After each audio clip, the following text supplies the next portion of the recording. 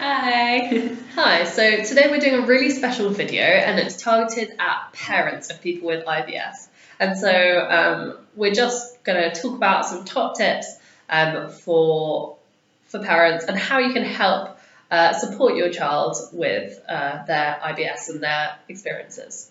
So to start out, we read a really interesting study by authors called Singh, Hao, Zhu, Key and Pan, which was published in 2016 in the Journal of Gastroenterology and Hepatology.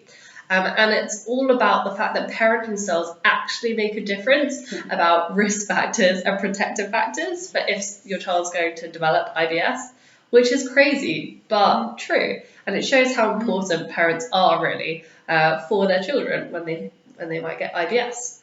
Yes. So we're going to talk about 4 different things which parents can do. So Christina is going to start with number 1. Number 1. So when your child that has IBS is in the bathroom, leave them there. Don't bother them. Don't go knocking on the door. Don't even try to say it in a nice way. Don't say, sweetheart, I need to go to work.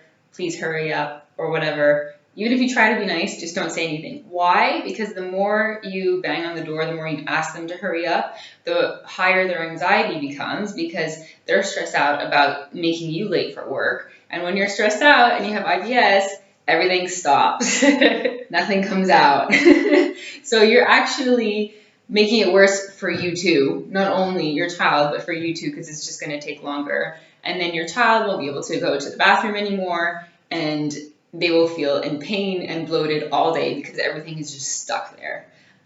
So word of advice, just let your child know if you want to say anything. If you're really stressed out and you're late for work, you need to shower, whatever, just say, just letting you know I need to use the bathroom when you're done. That's it. Don't say hurry up. Don't say anything else. They know, and they're going to try and go a little bit faster if they can. And worst comes to worst, just put deodorant on. Change your clothes. You can go to another bathroom. It's fine for you. It's going to be much worse for your child because they're going to have to deal with all this discomfort after. Absolutely. Yeah. I couldn't agree more. Just leave them to it. Yeah. So which is hard to do. It's so hard to do. It's so hard. My family is like not, no matter how many times I've told them. But hopefully you'll listen to us. Yeah. Take it from us. It will help a lot to just leave them be. So number 2 is about being accepting and warm towards your child, even when it might seem that their requests are a little bit unusual.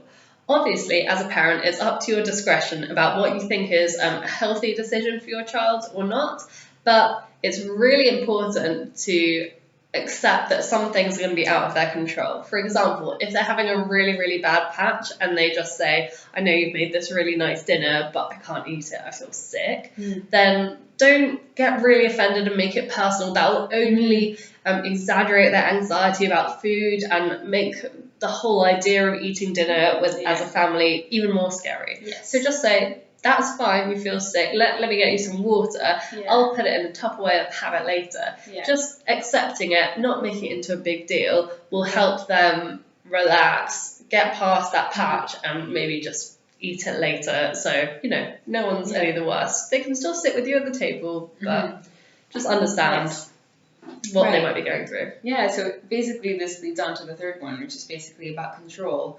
A lot of parents, I think, when your child is sick, you want to help them. You want to try and figure out how best to get them to, you want to get them better. But with IBS, it doesn't work that way. There's no one cure. There's no pill that fixes you. So basically, we all have to figure out on our own what works for us and what doesn't work for us. And so if you try and go and say, oh, you should do this or you should do that, or my friend said this. My mom does this all the time. She'll meet someone who has IBS and then be like, oh, she did this. You should do that. And I'm like, that's not helpful for me. Because I know it's helpful for me. So just in terms of giving them more control, even in other aspects of their life, because when you have IBS, you can't control your bowel movements. You sometimes can't control what foods you're allowed to eat or not. So you feel, and that's a really big deal, not being able to control what you want to eat. Like for me, it's a really big deal.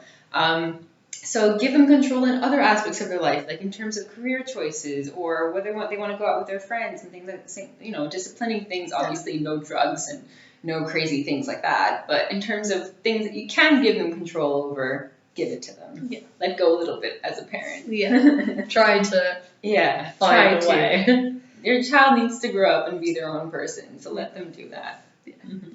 So number 4 is about listening and being empathetic. So when you find out that your child has IBS or some other stomach problem, have a sit down with them, talk about what is going to work for them, what can you do, what can they do, how are you going to work it out. Don't just make fun of them or ignore it, but try to actually create a conversation about it, because if they feel listened to, you're more likely to get to solutions which work. So if they say, you know what, I'm trying to cut out caffeine at the moment to see how that works, then and you're not going to keep offering them cups of tea every 2 seconds. Yeah, exactly. Or like just in my case, when I first started having the symptoms, my family would make jokes about IBS and pooing all the time, like, oh, that's a bummer, or that's a pain in the butt, or whatever, things like that.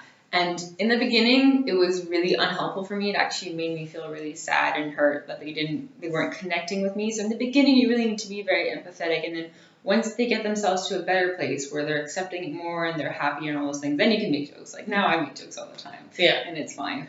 But in the beginning, it was really hurtful. Yeah. So being gentle with them. Communicate with your child. Ask them what they need. Yes. Exactly. And so we hope you found this very helpful. If you like this, you can show it to your parents, or for parents, if you have more questions, you can email us below. Mm-hmm. And hope to see you next week.